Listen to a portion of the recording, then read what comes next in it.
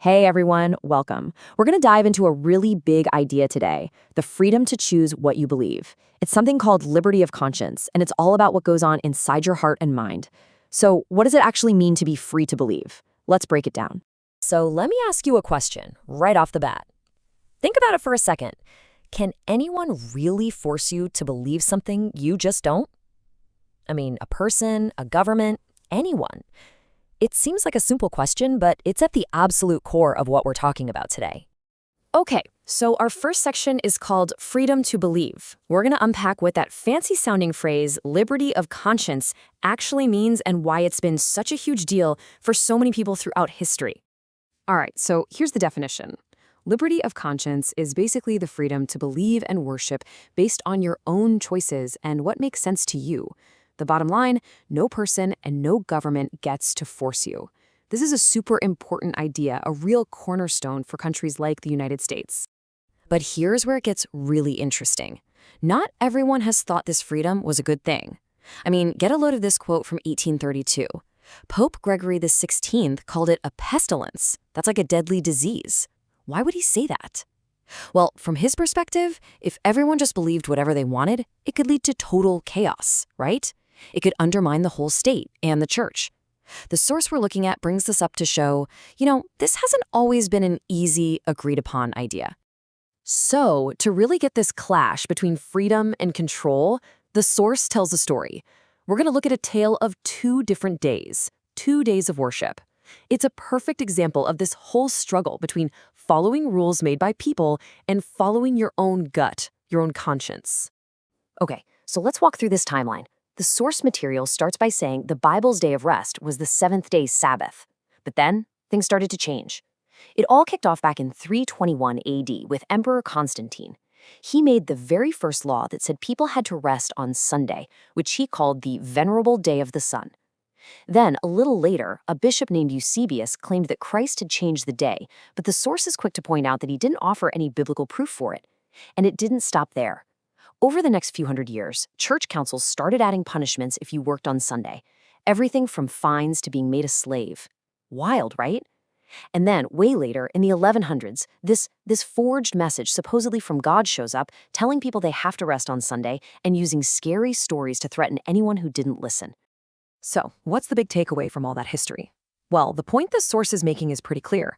A tradition, something started by humans and enforced with laws and even fake scary stories, started to push out what it says was a direct command from God. All right, on to our next section, when pretty things deceive. You know how sometimes something can look so amazing on the outside, so shiny and impressive, that you kind of miss what's really happening on the inside? That's the idea the source dives into next. Sometimes the things that look the best can actually be a distraction. The source talks about how some worship services are just a feast for the senses, right? I mean, just picture it, these magnificent, huge churches, powerful processions, golden altars and shrines covered in jewels, music that just blows you away, and unbelievable sculptures and paintings. It's all meant to be grand and beautiful, and honestly, it's easy to get completely captivated by it all.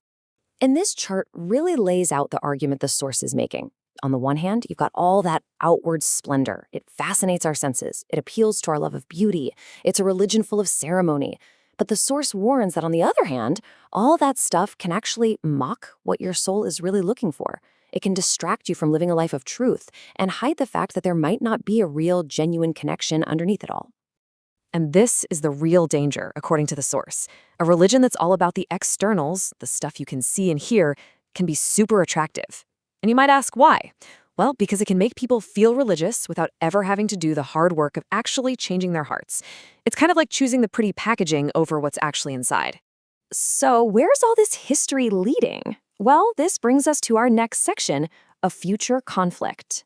The source argues that everything we've just talked about, this whole pattern, isn't just ancient history. It's actually a preview of a big conflict that's still to come, a conflict over these very same issues of belief and worship. Okay, so the source now turns to a prophecy from the book of Revelation to explain this. Here's its interpretation, step by step. First, a power appears that seems gentle, kind of like a lamb. The source identifies this power as the United States.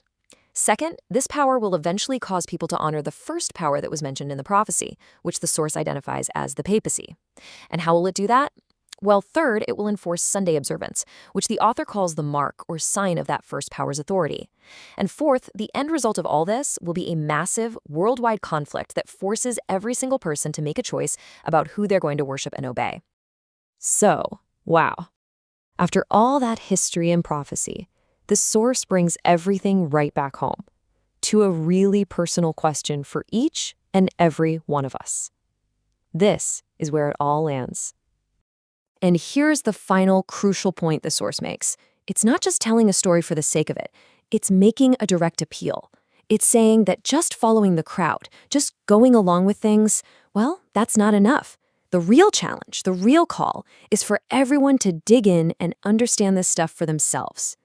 And so that leaves us with this one last powerful question. The source is really urging all of us to ask ourselves, why do I believe what I believe? When it all comes down to it, what's going to be your guide? Is it going to be tradition, just doing what's always been done? Or is it going to be what you discover for yourself? Definitely something to think about. Thanks so much for joining me.